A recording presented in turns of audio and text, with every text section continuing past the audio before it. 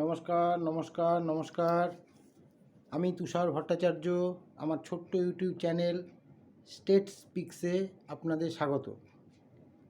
ভারতবর্ষে অনেক কিছু চলছে, অনেক টপিকস নিয়ে সরগরম ভারতবর্ষ। তার মধ্যে খুবই বার্নিং ইস্যু, যেটা জ্বলন্ত একটা ইস্যু, সেটা হচ্ছে স্পিকার, লোকসভার স্পিকার নির্ধারণ। এইমাত্র আমি যে খবরটা পেলাম তাতে বিজেপির মধ্যে থেকেই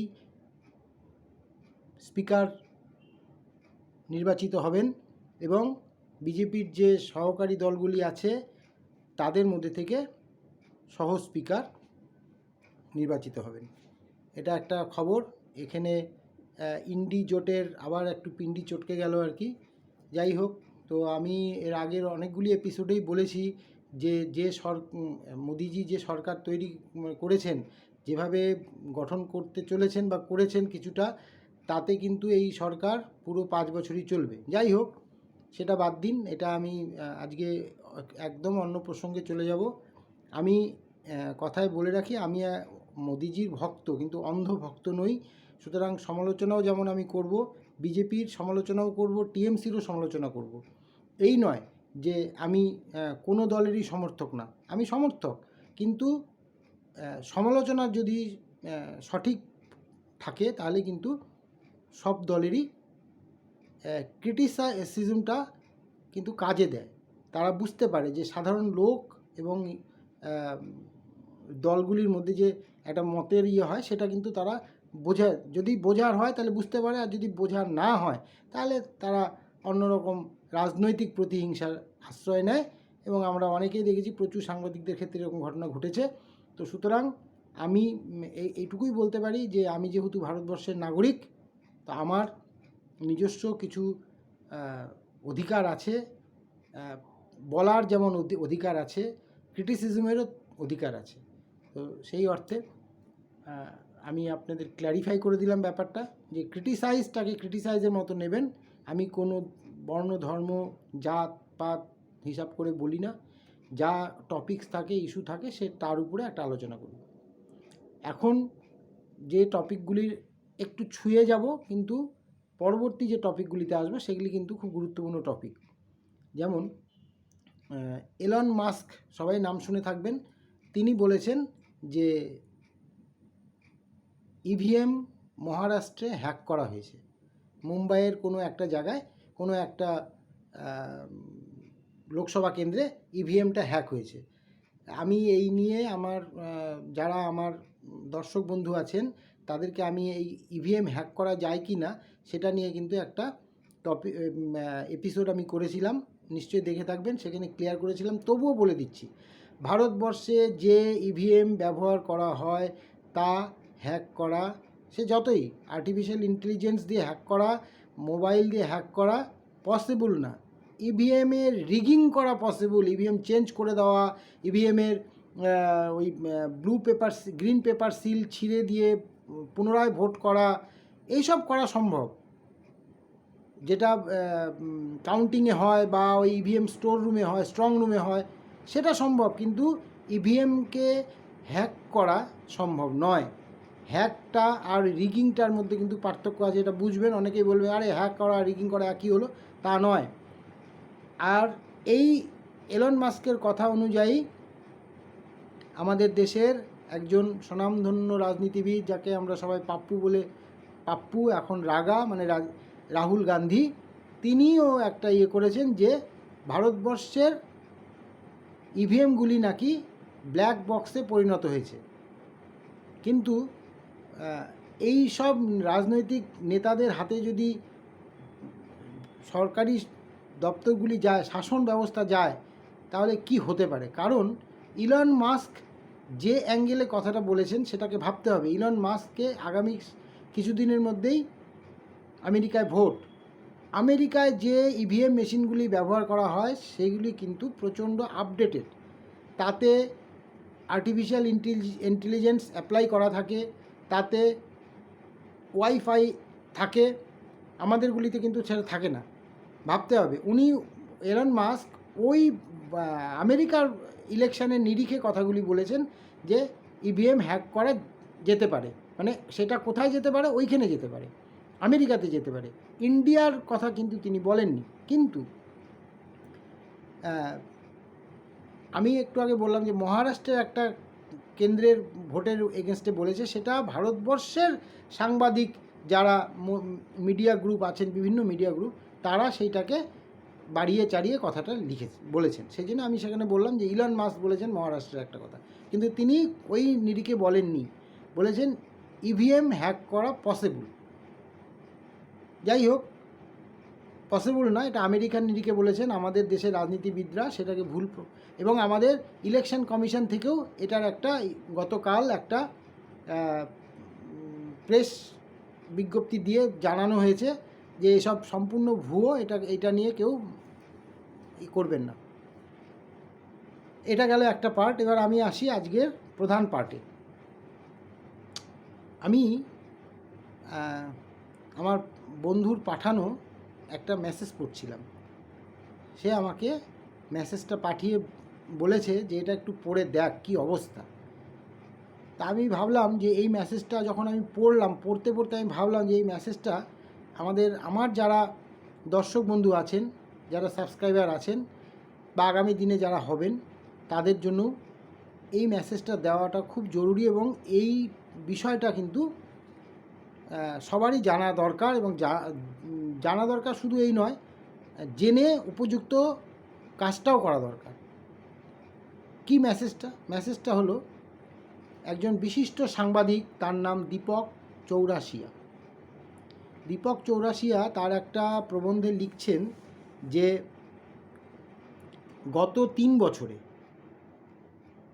AIIMS hospital, new Delhi, AIIMS, all India institute of medical sciences, এই হসপিটালটাতে গত 3 বছরে 231 জন দেহদান করেছেন, মরণোত্তর দেহদান করেছেন। ভালো কথা। এই মরণোত্তর দেহদান থেকে 39 জন মুসলিম 231টি দেহর মধ্যে থেকে লাভবান হয়েছেন। কেউ চোখ নিয়েছেন, কেউ কিডনি, কেউ যা যা লাগে আর কি, প্রয়োজন পড়ে সেটা নিয়েছেন। কিন্তু এই 231 জন যে দেহদান করেছেন তারা প্রত্যেকেই হিন্দু, একটাও মুসলিম দেহদান করেনি। আরেকটা বলছে Ahmedabad civil hospital, government hospital, এটাও গভর্নমেন্ট হসপিটাল, এইমসটাও, সেখানে গত 3 বছরে 410 জন মরণোত্তর দেহদান করেছেন। তার মধ্যে একটাও মুসলিমের দেহ ছিল না, কিন্তু 62 জন এই দেহদান যারা করেছেন তাদের দেহ থেকে অঙ্গ প্রত্যঙ্গ নিয়ে বেঁচে আছেন। এর প্রশ্নটা হচ্ছে যে তারা দেহ দান করছে না, অথচ দেহ থেকে অঙ্গ নিচ্ছে, অঙ্গ নিয়ে বেঁচে যাচ্ছে। এবার সাংবাদিক চৌরাশিয়া এক মুসলিমকে জিজ্ঞেস করেছেন, আচ্ছা আপনারা তো দেহ দান করছেন না, কিন্তু দেহ নিচ্ছেন, কেন এমনটি হচ্ছে? দেহ দান করুন, তাতে সবারই একটা হেল্প হবে। তখন যে কথাটা তিনি বলেছেন সেইটা একদম মানে হিন্দিতে বললে চৌকানি वाली बात, উনি এইভাবে মানে লিখেছেন, চৌকানি वाली बात, মানে আশ্চর্যজনক একটা কথা। সেটা হচ্ছে যে না, কোরআনে নাকি লেখা আছে যে না, যেরকমভাবে তুমি এসছো, জন্ম নিয়েছো, সেইভাবেই তোমাকে দাফনাতে হবে, মানে ওই নিচে কবর দিতে হবে। তাহলে নেওয়ার বেলায় কেন? সাংবাদিক চৌরাশিয়া প্রশ্ন করেছে, তাহলে নিচ্ছ কেন ভাই? নিয়ে তো বেঁচে যাওয়ার কোনো টাকা, তোমাদের যদি দেওয়া না থাকে, দেওয়ার জায়গা কোরআনে লেখা না থাকে, তাহলে নেওয়ার লেখাটা কি ভুলে গেছিল যে দিতে হবে? দেওয়াটা যদি লেখা না থাকে, তাহলে নেওয়াটা কি তোমাদের বাধ্য যে দিতে হবে? সে তখন কোনো উত্তর দিতে পারেনি, তবা করে ওখান থেকে ছেড়েছিল, মানে জায়গাটা পরিত্যাগ করেছিল। তাহলে এই যে একটা দেখুন, আমি হিন্দু মুসলিম করছি না, কিন্তু এই যে বিষয়টা, তাদের মধ্যে কিন্তু সেই ফিলিংসটা নেই যে আমারও দেহটা কারো কাজে লাগতে পারে। আমি যখন অন্যের দেহ নিচ্ছি, অন্যের সে হিন্দু, মুসলিম, হিন্দু, খ্রিশ্চান, বৌদ্ধিস্ট, শিখ, সবারই হতে পারে, তাদের দেহ থেকে আমি অঙ্গ প্রত্যঙ্গ পার্টস নিয়ে আমার ফ্যামিলি মেম্বার্সকে বাঁচাচ্ছি, অথচ আমি বা আমরা কখনোই কমিট করছি না যে আমাকেও দেহটা দেওয়া উচিত, বা আমি সেইখানটাকে কোনো জায়গায় তার চেষ্টা করছি না। এইটা কি মেনে নেওয়া যায়? তাই যারা দেহদান করবেন আগামীতে, আমরা হিন্দুরা তো প্রচুর দেহদান করি, আমারও ইচ্ছা আছে আমি দেহটা দান করব।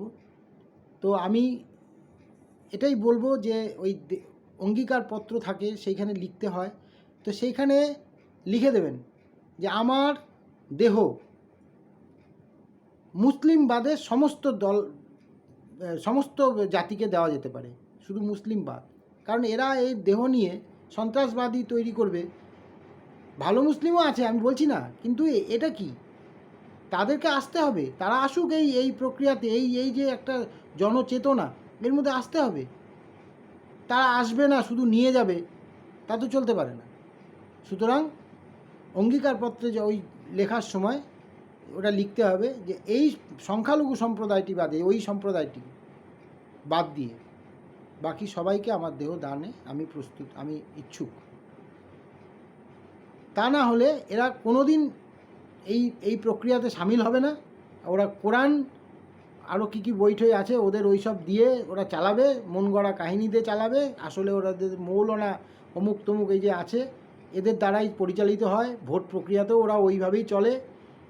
এককালে মানে প্রচুর পরিমাণে টাকা ওই মসজিদগুলিকে দিয়ে দেওয়া হয়, তারপরে ওখান থেকে ওদের ডিস্ট্রিবিউশন হয়ে যায়, এক একজন টাকা পেয়ে যায়, ব্যাস ভোটটা দিয়ে দেয়, আর তারপরে তো ভাষণ আছে। যাই হোক, এটা গেল একটা পার্ট। আমার শুনে আমি স্তম্ভিত হয়ে গেলাম যে এই যে এটা জানানো দরকার, এইটা এই কারণে জানানো দরকার যে আমাদের মধ্যেও সেই সচেতনতা তৈরি হোক, যে অন্তত আমাদের দেহটা সঠিক কাজে লাগুক, ওই সন্ত্রাসবাদী তৈরি কাজে যেন না লাগে।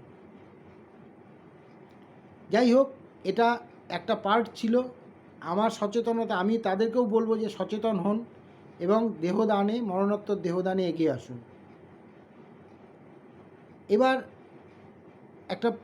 অন্য একটা প্রসঙ্গে আসছি, সেটা হচ্ছে যে সরকার চালাতে গিয়ে সরকারের কি ভয়ঙ্কর পরিস্থিতি দাঁড়িয়ে যাচ্ছে আজকের দিনে, সেটা বোঝা যাচ্ছে এখন এই যে কংগ্রেস পরিচালিত রাজ্যগুলিতে। তারা পেট্রোল ডিজেলের উপরে আলাদা করে ট্যাক্স লাগাচ্ছে, সেটাও প্রায় কম না, 28-29 টাকার মতো এক একটা পড়ে যাচ্ছে। আমাদের রাজ্যেও একটা সিদ্ধান্ত হয়েছে এবং সেটা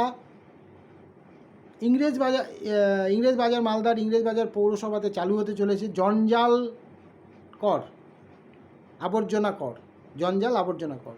কী সেটা, মানে টাকা, আর তো টাকা পয়সা শেষ, টাকা পয়সার তো আর কোনো উৎস নাই। আয় না থাকলে কোথা থেকে হবে? আয়টা কি করে করতে হবে? আয়টা করতে হবে, ট্যাক্স চাপাও জনগণের উপরে। ভোট হয়ে গেছে, এখন ট্যাক্স চাপাও, ট্যাক্স চাপিয়ে টাকা তুলে নাও। তো